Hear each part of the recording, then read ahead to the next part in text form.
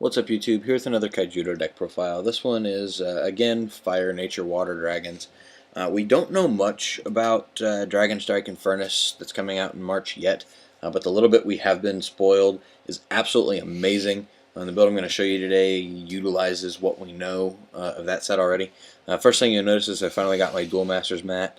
It's got the Duel Masters logo over there in the corner. The yellow zone in the middle for your shields. I don't know if you can see it on camera, but there's 7 spots for shields. There's also 4 3-deep racks for mana in the back. Over on the other side you have your deck and graveyard, which is really cool. It's really a thin cloth. Each of the sections is outlined in this little thin black rubber. Sort of holds everything in place. It's really nice mat. Anyways, first thing I'm going to run through real quick about this profile is actually the things that didn't make it in the build. Typically when you see like Fire, Nature, whatever, you always see like Heliflame, at least as a one-of. I ended up cutting Heliflame. I had debated running the Great Arenas in this particular build because it gets really stupid, but none of that made it in either. The deck has, between like turns 3 and 6, depending on mana ramp, there are so many plays and tons of like 5-drops and whatnot. So I ended up not playing any Twin Cannon Maelstroms. I had debated it. But aside from being cloggy when there's much better plays to be making at that mana drop, you don't really need the Power Attack 2000 because you're going to spam over the field so ridiculously large anyways. A little bit of extra Power Attack really doesn't do anything. Similar to spamming over the field like crazy, singular destruction cards like Comet Missile I cut from the deck. There's another card that was revealed today, Bailu. This guy is actually pretty cool. He minuses all of your dragons' summoning cost by 1, as well as makes them unblockable by anything that has less power than they do. Seems really good. When I first saw it, I was like, yes, run 3. When I put the build on paper, I was running 2. As I tested it, it ended up going down to 1 and then completely cut altogether. I just felt like I didn't need it for the unblockable effect. And so much of the deck gets summoned for free based off of various effects that the deck has. The -1 to cost seemed relatively irrelevant. I was debating between like 1 and 2 copies of Gigahorn Charger, but similar to Twin Cannon, there's so much going on around the 5-drop that you're not going to be wasting anything to be dropping a Gigahorn Charger. Originally I had replaced him with a 2nd copy of Crystal Memory, but I ended up cutting this 2nd copy of Crystal Memory also because it became completely unnecessary. The last thing I cut was an entire Beastkin lineup. I kind of have it all backwards here, but there's the Flame Spike, 2 Bestial Rage. These guys synergize really well with what the deck does, but individually I felt like they weren't worth it to anything. Similar to those 2 was a Quill Spike. And then the Mana Ramp lineup, which you would think is going to be really good in Dragons, was actually testing really trashy, which was double Bronze Arm with a Moonhowler Tribe and 3 Pricklebacks. So all of this stuff, for various reasons, ended up getting cut.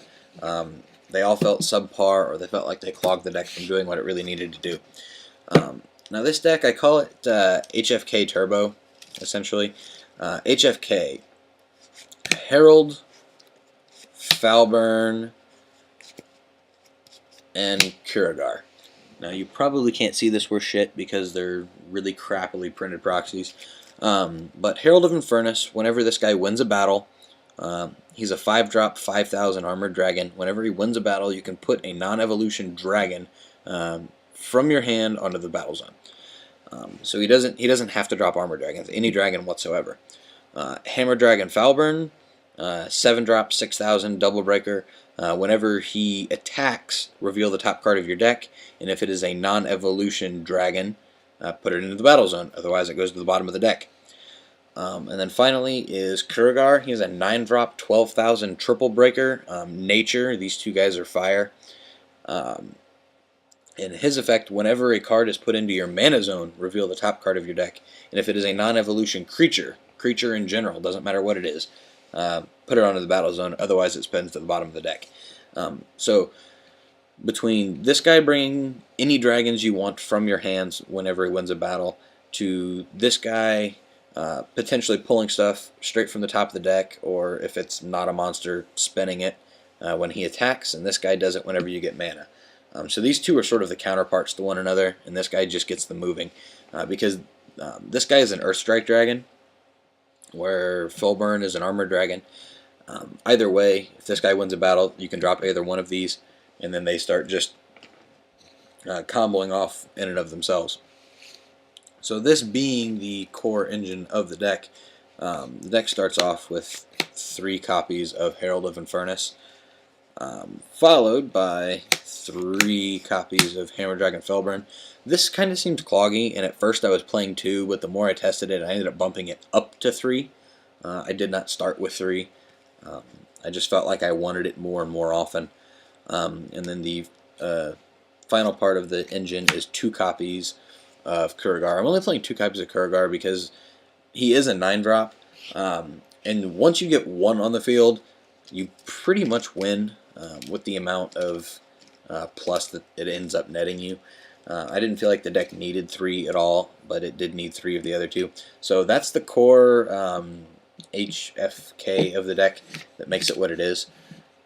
So with those out of the way, we'll get into the rest of the profile. This mat really likes to move because it doesn't have rubber on the bottom. I might refinish the bottom of this mat. Anyways, the rest of the deck.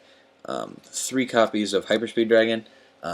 With the majority of the dragons in the deck being armored dragons, if you have Hyperspeed and like Herald of Infernus, depending on ramp, you could have this guy out on turn 4 into a turn 5 Herald.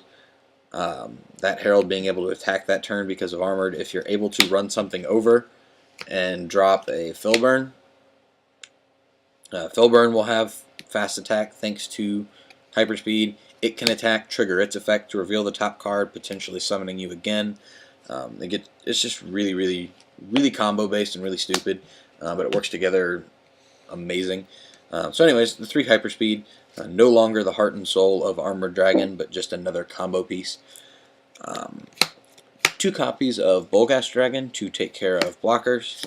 1 copy of Tetsurion, of course, for his relative fast attack effect. 1 copy of Unchained, of course, banish 4,000 power, potentially attacks twice in a turn, double breaker. Probably could be worthwhile to run 2 copies of Unchained. Unfortunately, I no longer have 2 copies of Unchained, so it's not something I can easily test. But Unchained is just really, really good. So 1, 2, either way. There's another new card coming out, Billion Degree Dragon. He's a dual day promo, so he might not be as easy to get a hold of. This guy is essentially Bolt Tail Dragon, but he's lost 1,000 power, but instead can attack untapped creatures the turn he enters the battlefield. So I really like that trade-off, so I decided to play the 1 Billion Degree rather than Bolt Tail. In the long run, of course, this will be essentially a Bolt Tail until I can get my hands on a Billion Degree. 2 copies of Evo Fury Tetsurion. Of course, Detain, Triple Break, 12k, the nuts. This deck has 2 problems. The biggest problem by far is rush decks while you're trying to get your setup going. So we play 3 copies of Barrage to start off our protection. The rest of the protection will be found in the Nature lineup. But that concludes the Fire lineup. The Nature lineup is 2 copies of Essence Elf, with Herald of Infernus and Hyperspeed being 5,000s. They are really strong targets to cards like Tornado Flame, which could potentially see a lot of play because of Herald of Infernus for once this set is released. Thus, Essence Elf is going to help protect you from those. 2 copies of Terror Dragon. This guy also is an Earthstrike Dragon, but you can drop him off of both Herald of Infernus and Kurigar. Remember, Kurigar is also part of the Nature lineup here, who also happens to be an Earthstrike Dragon. But of course, this guy, Mana Zone, anything your opponent controls is level 8 or less. It just opens up the field, while later on being a 9k double breaker is really nice. The cool thing about Kurigar, his effect triggers every time a card enters your Mana Zone. So once this guy's on board, you draw, you mana for the turn, you'd be like, what do I want to do? How about I activate one of 3 Sprouts? So Sprout actually has a double purpose in this particular build. Very, very, very early game, it helps you set up into like turn 4 Hyperspeeds for turn 5 Infernuses. But mid to late game, once Kurigar's on the field, it's pay 2 to charge mana and trigger Kurgar, which is really, really nice. Even better is 3 copies of Reap and Sow. Draw a card, charge mana, trigger Kurgar. It gets really, really stupid. The last of our protection and the end of our green lineup is 2 copies of Tendril Grasp. On to the water portion of the deck. Relatively simple and pretty much all staple. 3 copies of Aqua Seneschal, 3 copies of Logo Scan, 2 copies of Spy Mission. You really want to be drawing a ton in this deck. The more stacked your hand is, the more options you have off of Infernus. The faster you can get Kurgar and Falborn on the field thanks to Infernus, the faster you're just going to start going nuts and win. So Spy Mission really helps keep your hand as full as possible, as well as being a Shield Blast is nice. And then the last card of the deck is the 1 Crystal Memory.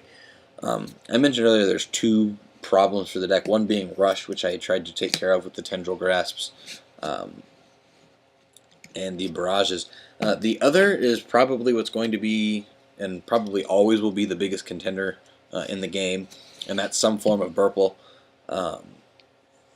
All of their Bone Blades are going to be dead, aside from Essence Elf, but they do have 3 Terror Pits that they can drop at any point in time, which can really start to tear apart the combo. But all of their little hand shenanigans that they like to get into aren't really that bad against the deck. The thing to just really be afraid of is if you're playing against Dark and they have the 3 Terror Pits, and if they're playing Chimeras, which they probably should be and are, the Hydra Medusas. So you really want to take care of all Chimera bait that you can as fast as possible, as well as just watching out for those Terror Pits. But that's the deck. Let me know what you guys think. If you have any ideas or suggestions, comment, let me know. Talk to you guys later. Peace out.